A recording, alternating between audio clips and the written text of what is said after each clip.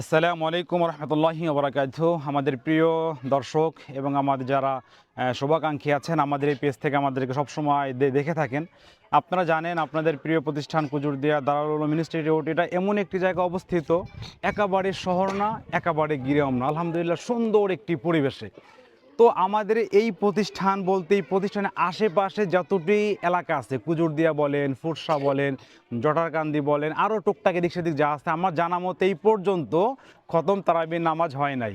আলহামদুলিল্লাহ আলহামদুলিল্লাহ, এই প্রতিষ্ঠানের বদৌলতে আমার এই কলিজাগুলো আলহামদুলিল্লাহ এই বছর এই প্রতিষ্ঠানে কয়েকটা গ্রাম একদম মিল যে কোনো তারাবি হয় নাই, ওই জায়গায় খতম তারাবি আলহামদুলিল্লাহ ওরা শেষ করতে যাচ্ছে।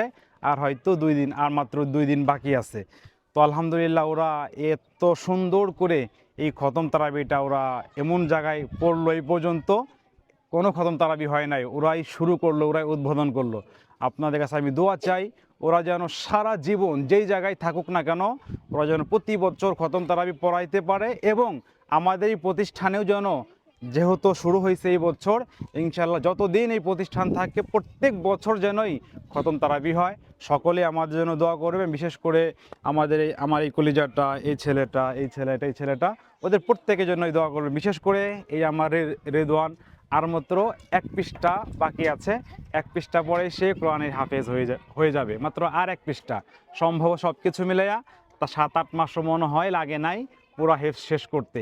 সকলে ওর জন্য দোয়া করবেন, আল্লাহ তাআলা যেন ওকে জগৎ বিখ্যাত আলেম হিসাবে কবুল করে, জগৎ বিখ্যাত হিসাবে আলেম হিসাবে, হাফেজ হিসাবে কবুল করে। সকলে ভালো থাকবেন। আসসালামু আলাইকুম রহমতুল্লাহি ওয়া বারাকাতুহু।